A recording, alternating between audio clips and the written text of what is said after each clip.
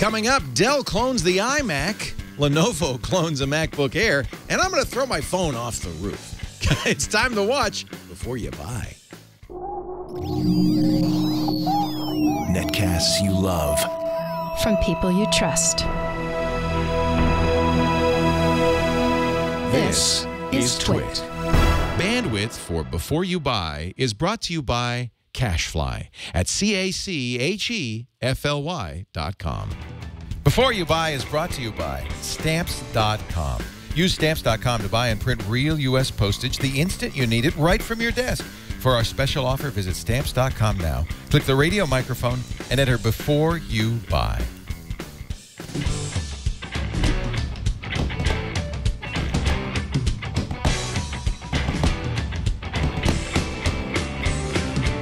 Hey, welcome to Before You Buy, the TWiT product review show, the show where we get great new products in-house and then let our staff review them. We've got some great stuff to show you. We're going to start off with Ayaz Akhtar. He's the host of Know How on this network. We show you how to do things. And, of course, every Monday through Friday on TNT, our daily news show. Hi, Ayaz. I'm still here somehow. So. You've never left. Nope. They gave me a chair, so I just don't leave. And I'm just sitting in Tom Merritt's seat.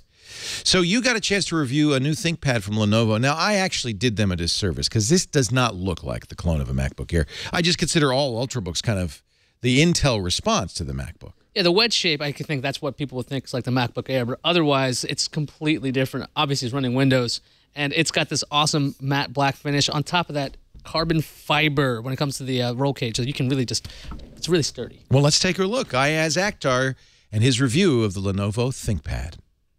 I'm Ayaz Akhtar with TWiT, and today I've been given another Ultrabook. Now, if you watch this show Before You Buy, you know that I've had some harsh words for certain Ultrabooks, and this is the Lenovo ThinkPad X1 Carbon. I asked to review this because I've heard fantastic thing about it. If you take a look at it, it's got that no-nonsense Lenovo ThinkPad styling. We're talking about black. Basic black's got this rubberized kind of grip to it, and why this is called the X1 Carbon is because it's made of carbon fibers. When you try to get some flex or bend in this thing, it doesn't happen. Plus, it's super light. It's like 3 pounds. See, you can twirl it around. It's got a pretty good design here. We've got a great hinge. I love hinges that let you do this. I know that seems strange, but I always find myself in weird positions with laptops on couches. And when I want to look at the angle, I want to be able to do something like that. So if you want to hold it up like a crazy tablet, you could. Right, but it doesn't work that way. Also, the screen, 1600 by 900 display. This is an anti-glare, matte finish, so you're not constantly trying to find what angle you got to go to avoid this reflection. So that's really nice.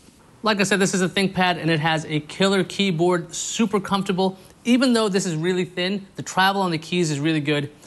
The trackpad operated fantastically. Multi-touch worked fine, pinch and zoom worked fine, scrolling worked great.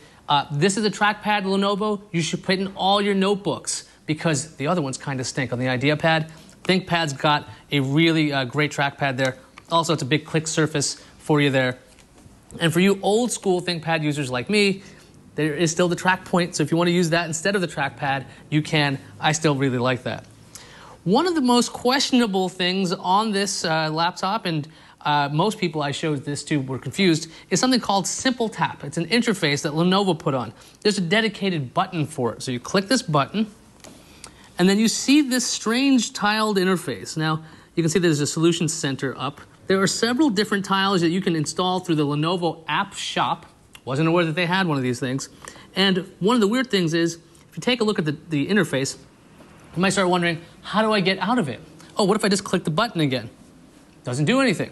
What if I try to go back? You can do that. You can keep clicking this little arrow until you go back to the desktop, or you can click somewhere randomly. It'll take you back to the desktop. That is not intuitive, and I don't think it has any place on a notebook this good. This is a premium notebook, and that, Lenovo, is crapware. That has no business, has no place on something this elegant. Also, the keyboard, like I said, fantastic. Also backlit. Like I said, this is a premium notebook. This thing starts at $1349 or $1329, depending on the day. Lenovo partnered up with Dolby for the speakers on this. They're saying it's not tinny. You're gonna get some really great sound. We can turn up the audio right now.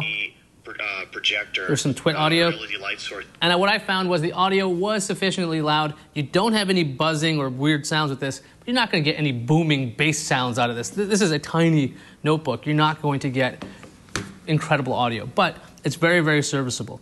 As this is an Ultrabook, the specs are pretty much the same as what you'll expect everywhere else. You'll get a Core i5. You can bump that up to an i7 if you want. It's got 4 gigabytes of RAM, upgradable to 8. You can throw in an SSD. This one has a 256 gigabyte SSD. So internals effectively not differentiated from any other Ultrabook. Again, when you're buying the ThinkPad X1 Carbon, you're buying the super light and the carbon fiber, and also the biometric sensor if you want to use a fingerprint as a password. On the Pro side, the Lenovo X1 Carbon has some really beautiful styling. It doesn't look like every other thing out there. Plus, it's super sturdy. The keyboard is fantastic. The trackpad is very good. I know that some people will complain it's not as good as some of the Apple trackpads. It's a very good trackpad on the X1. On the con side, that simple tap interface should not be built into the X1. On top of that, the resolution of the screen could be higher. 1600 by 900 is good, but we could have gone up to a 1080p display, especially for a premium notebook. On the battery front, Lenovo says you can get 8 hours of battery. Most of the tests out there show around 5. Now, ladies and gentlemen, boys and girls, is the X1 a try, buy, or don't buy? I gotta say, this is a definite buy. It's a fantastic notebook, incredibly sturdy, incredibly light. As long as you have access to an outlet sometimes after 5 or 6 hours, you're gonna really enjoy this notebook. It is a standout in the Ultrabook category. I'm Isaac with TWiT, and this is the Lenovo Thinkpad X1 Carbon.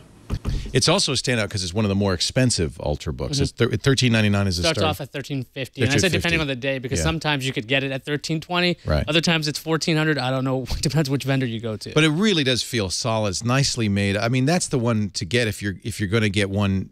Spend the money. I notice you have Windows 8 running on it. It doesn't come with Windows 8. No, it comes with Windows 7. Alex was going ahead. He was messing around with the ThinkPad. How's it run Windows 8? Windows 8 is really good and fast on this thing. Yeah. So it's got some impressive specs, and that's more about Windows 8. But the only other manufacturer that makes anything close to this is ASUS and their ZenBooks. I love those ZenBooks too. Yeah. I like the ZenBooks. Yeah. Lenovo's got a winner with this one. Your choice really is the ZenBook, which is metallic, it's metal, it's brushed aluminum, or if you like the kind of velvety black of Lenovo's ThinkPads, then that's really your choice. Or if you want the better trackpad and the TrackPoint mouse. A lot of people love that TrackPoint. And this is super thin. The fact that the travel is so nice on the keyboard, I found surprising because, again, there shouldn't be a whole lot of travel, but there is. It feels like an old notebook. You know, my friend Cory Doctorow does. He buys those ThinkPads. I'm sure he's got the X1, and he puts Linux on it immediately, so you don't have to worry about the Windows crapware on it. I wish they do a signature version of this, so it would just be pure Windows experience. Thank you, Ayaz Akhtar. Ayaz is on every day, Monday through Friday, 10 a.m. Pacific, 1 p.m. Eastern Time with TNT. Tech News Today, yep. Tech News Today, thank you. And, of course, we do Know How. We'll be doing that Thursday afternoon, around about 3 p.m. Pacific, 6 p.m. Eastern Time, 2200 UTC. What are we doing this week on Know How? This week we're going to make a PC into a DVR. Oh, that'll be fun. It's going to be lots of fun, actually. Lots of hardware to mess around with. All right. I thank you, Ayaz. Appreciate it. He came back, actually, to do this show. I really appreciate it. Now, real quickly, in a second, we're going to drop my phone and Lisa's phone off the roof with the Ballistics case, see if it can hold up. But before we do that, can I mention our friends at Stamps.com? Why go to the post office ever again when you could print your own U.S. postage from your computer, your printer, any postage you need? You can print the mailing labels, the whole thing, and then the mail carrier comes to you. So you never, literally, never have to go to the post office. It comes to you. I love Stamps.com. It's such a convenience. In fact, we have 2 accounts because we started fighting over the USB scale. I'll tell you how you can get that for free in just a minute. You plug that in, Windows or Mac, run the Stamps.com software or the Stamps.com website, plop the letter on there. You can print directly on envelopes. In fact, if you're doing a bunch of mailings to business contacts, invoices, or announcements, it'll pull from your QuickBooks address book. If you're an Amazon or eBay seller, it'll pull from there too, so you don't even have to put the address book in. It really is fantastic. I'm a big fan. Now, this is the deal. Go to Stamps.com, and up in the upper right-hand corner there, you'll see a microphone. I want you to click that and enter in the offer code before you buy, all one word, because that's how you get the special $110 bonus offer. That includes $55 in free postage, the USB scale I was mentioning. You do pay shipping and handling for that, but that's just about $5. To make that up to you, They have a $5 supply kit, and of course, you get a month free of Stamps.com. It's a very good trial offer. Find out why Stamps.com is such a boon to small businesses and big businesses alike. In fact, if you do a lot of mailing, Stamps.com doesn't have to cost you anything. It'll save you money. Stamps.com. Try it right now. Make sure you use the offer code before you buy. All right, let's walk over here to the test booth. I'm going to squeeze by. Well, you got a big monitor over here, Jason. Big monitor for a big guy. Here's our CEO, Lisa Kensel. Lisa and I decided we were going to try these new Ballistic cases. Hardcore protection, they say. And I'm just going to show you. Hi, Lisa. Hey. You're wearing it right now. I'm wearing mine. That's a fashion statement. Well, it's nice because I have a lot of contractor friends that break their iPhones all the time. And you broke a few in your time, I think, as well. That's why they had me test this case. But it's got a nice clip here that you just push on, and then the iPhone pops out. And if you drop it, oops. It makes it a little more robust, yeah. Hey! Now, what's nice is it's not just for the iPhone. They also have one for the Samsung Galaxy S3. That's your iPhone. This is my S3. My iPhone. Now, the iPhone and the S3 case work a little differently. The hard shell goes on the iPhone case first. On the S3 case, you put the rubber on first, actually, and then you have a screen cover which goes on as well. So let me put it all in at once. What's nice about the screen cover is you can still use, and you have a screen cover on yours too, right? You can still use the capacitive screen. The touch goes right through it. Well, I have to tell you, this one, the one that you have, assembles a lot easier than the iPhone case. The iPhone case, when I was putting it to, first of all, when I had to take this apart, the very first step, and this is one comment for Ballistic I have for them, is that place your phone into the back shell first. Well, to tear apart the back shell in the iPhone case... I think you broke a fingernail. I broke a couple of fingernails, and I had to hand it to a guy. But, I think mostly contractors will be using things like this, and trust me, they all have iPhones. So you put it in the hard shell, then you put it in the rubber case. You put it in the rubber case. It's got 2 layers of protection, and then you have a clip-on case. It's kind of the opposite for the Samsung Galaxy S3. You put the rubber on first, then you put the hard shell case around it. But I have to say... That's easier to put on. It's easier, and it needs to be. You can't replace the battery in the iPhone, so you may not ever take the case off, but I often am putting new batteries, fresh batteries in my S3, so the ability to remove the case is fairly important. But the ability to remove the case on the iPhone is important for me, too, because I work out, and I like to stick it in other devices during the day. It is not easy to get it out of that. So taking this apart... I don't recommend it if you ever want to take your phone out on a daily basis. If you're going to leave it in, go for it. And I would say it's not nearly as hard on the S3. They do on both have ports, port covers to cover up the headphone port, but they do leave open the microphone. There are several microphones. You do have little rubber rocker switches that go to the volume switches, and there's a port on the bottom for the USB port. But again, there are openings, so it's not waterproof by any means, but it probably could stand a little spritzing. And then, just like yours, I've got a little hip case. You know what I like about these? They're only $20. For $20. That's a great price. Most iPhone cases are twice that. Apple's case is $30 just for the bumper. But how robust is it? You already showed just throwing it like that. But that's not much of a test. I think we need to go to the roof. We should. It says on the case it can handle 15+ feet. Yes. So let's give it a try. We shot this earlier. Let's see what happens when we throw them off the roof. And this is my new iPhone. These are the Ballistic cases. Lisa's got an iPhone 4S, and I've got a Galaxy 4S. Actually, I kind of... It's a S3, by the way. For the Galaxy 4S. The whole point of the Ballistic cases is that these things are tough. They've got a hard shell and a rubberized layer, and both of our phones have a plastic screen over the front. So I should just be able to go like this and just go, oops, and it should be fine. Can you wait till we're up in the building? So what I want to do is, these say they're rated for 15 feet plus. Okay. So we're going to get a measuring stick here. Well, we just did about 2, so I think that was 2 feet. It survived. About 2 feet. So we're going to get a measuring stick, and I think what we're going to do, I think this is about the right distance. This is the brick house. On what? Do you think that's about 15? Yeah, it's about 3 leases tall. 3.2 leases. So. Okay, so it should survive then. Yeah. Okay, let's go. So we're gonna get. Well, no, I want to get a tape measure. Burke's getting a tape measure. We're gonna measure it. All right, here we go. Burke is gonna measure this. No, this is good. All right, this is good. All right. So we're gonna measure it to the ground from the parapet. How high is that, Burke? 15.5 feet. 15.5 feet. It's perfect. Let's climb. All right, let's go. Okay, we're on the roof of the brick That house. was a quick edit, by the way. This is our roof. And actually, it took a lot more to get up there. Isn't our roof. This is the restaurant next It took door. me about an hour. I thought we I just hope they zipped don't right mind up. that we're going to We climbed drop a our ladder. phones We off climbed of it. another ladder. Careful, I was Lisa. in Don't fall heels. off. Holy cow. You are brave. All right. Okay, now. Okay. And by the way, this is why I'm out of breath. So, Tony, are you down there? All right. So do we get a drum roll? I mean, what are we going to do here, guys? It's 16 and feet. Alex Gumpel's up there with us. From about right there. From right about there. Now, we're we gonna had a drop GoPro on the ground. 1, 2, 3, go ballistic! Oh, that hurt. Look at that. Let's see that again Wow. in slow motion. Boom. Nice. One more time. It bounced about 3 more feet in the air. Where did yours go? Oh, I have to say, it didn't sound too good. it scared me to drop the phone off the roof like that. iPhone survived. Let's see the Galaxy S3. It All worked. right, let's go back It worked inside and see great. what would happen. Let's take a look. First, the Samsung Galaxy S. It seems to be functioning just fine. In fact, everything seems to be working just fine. So I think we're going to say a pass. You know, I guess I should take it out of the case and see. The case even is pretty good. Nothing damaged there. This is the hard shell, and then there's a rubber shell inside of that. And on top of that, here's Look at that. plastic. And See how easy that is to take not a apart? crack. Yeah, not and a that's one of the scratch. things I like It's about the fantastic. S3 version. That's actually pretty impressive. Let's see how the iPhone did.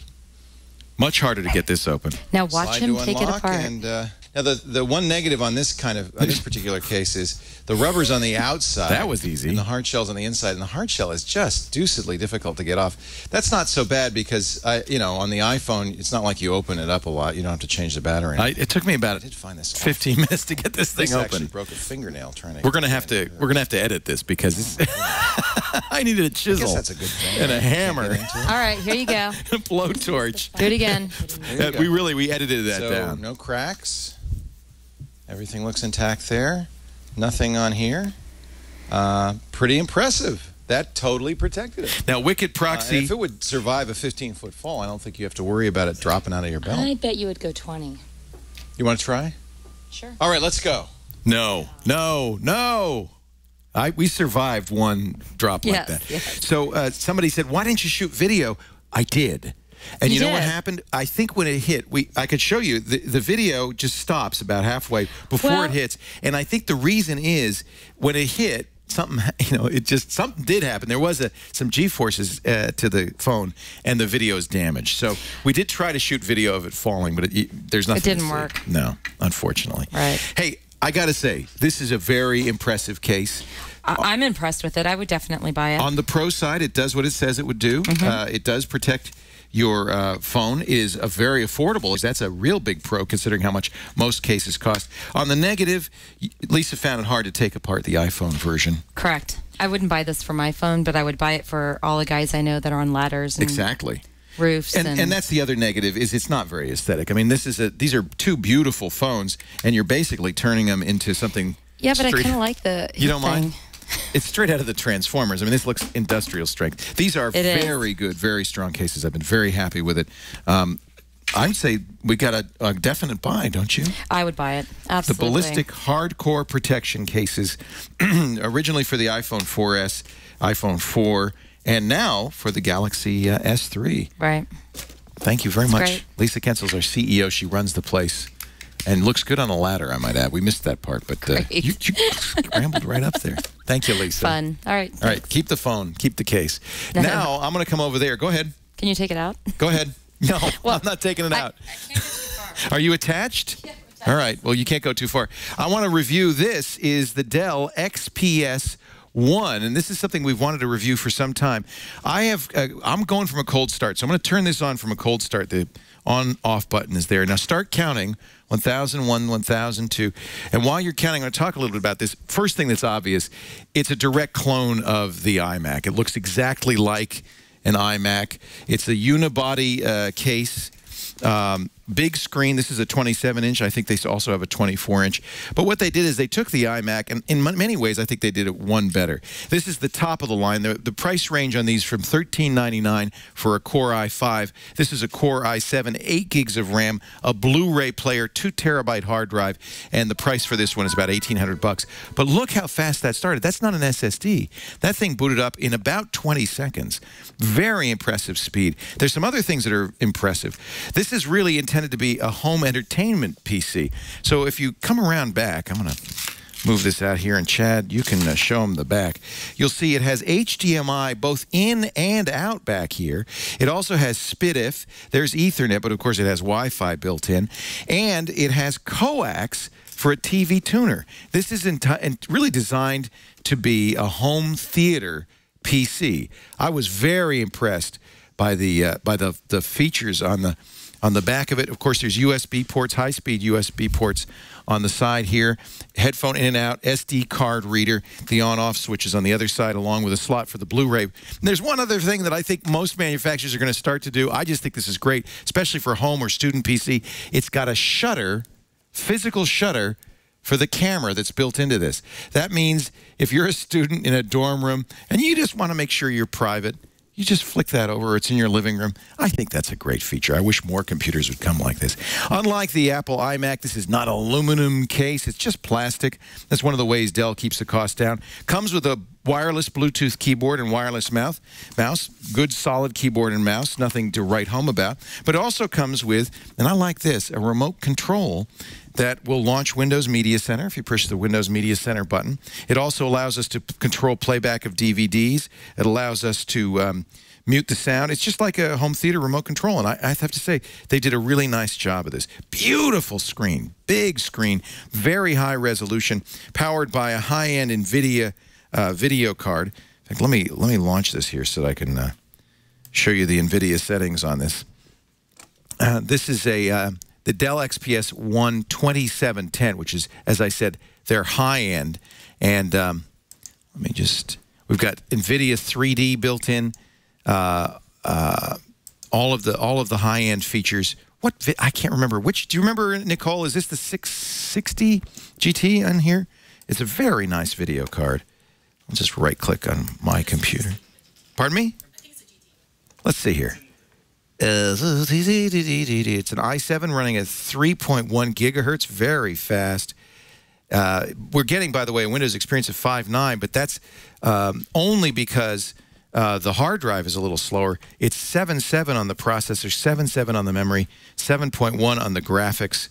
Gaming graphics is 7.1. This is a very nice, fast machine. Let me show you. I'll just run one of my favorite programs on here. I would say this machine is probably a good choice for a student because it has great speakers, as you'll hear in just a second. If you get the Blu-ray player, you'll be able to watch movies, and I'll put a movie in here in a second, and the sound quality is great. It doesn't even need additional external speakers. And here is Skyrim firing up. And the play on Skyrim is at ultra high quality, so you really great resolution, great frame rates. I'll just go back in here real quickly. I don't want to get sucked into Skyrim, you know, but it's kind of hard not to. Really a beautiful screen, as you can see, and I'm wandering around with my level 15 mage here. Oh. Really gorgeous. Let me exit out of the game very quickly and put a movie in here.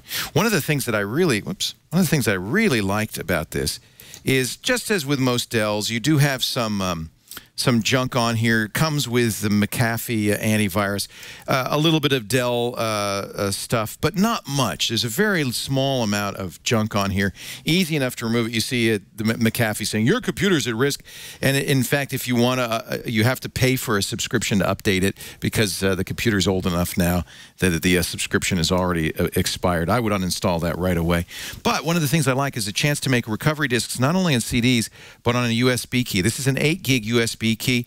Ran through the process in about 20 minutes. This is a bootable copy of the original Dell install. That's great. Great thing to have around. I think a great solution. If they're not going to give you the discs, at least they can do that.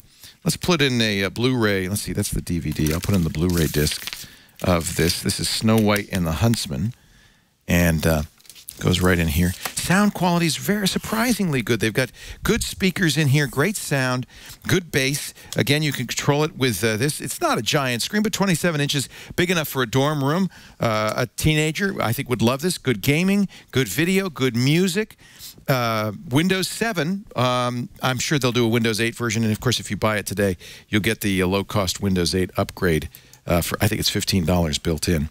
This comes also, as I said, with Windows Media Center. Well, it's launching now, and PowerLink DVD player from Power DVD from Cyberlink. For fast move, high-quality video playback, click yes. Your display resolution will be temporarily lowered. They move it to 1080p. We're going to put a microphone right under the speakers. The nominal resolution of this is very, very high. I'm just going to click through a few OKs. This is the only negative about playing Blu-rays back on a PC as opposed to a Blu-ray player.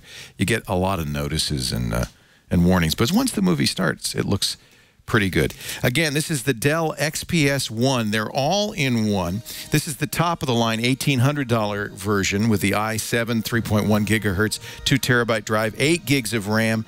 It comes with a Blu-ray player, and I have to say, it is a beautiful machine. On the plus side, the all-in-one design is convenient, easy to use, multimedia playback and so forth, very easy. It's a very fast machine, as you saw with the fast boot.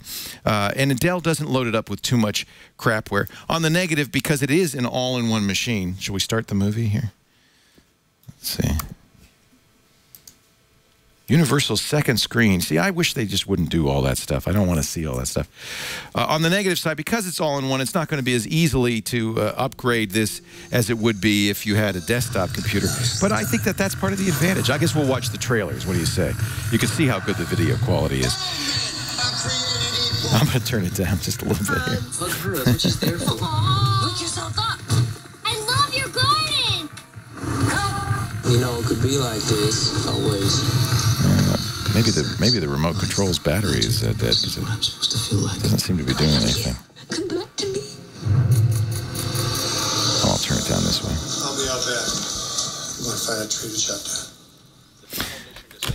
I have to say, again, on the plus side, a great-looking screen, really beautiful screen. I like the all-in-one design. It's very convenient, doesn't take up a lot of space, not a lot of wires. Wireless keyboard and mouse make that very easy. I love the recovery disk process that Dell's come up with. They don't load it up with a lot of crapware. On the negative, maybe a little bit difficult to do the upgrades because it is an all-in-one. But I don't see people upgrading their PCs as much as they used to.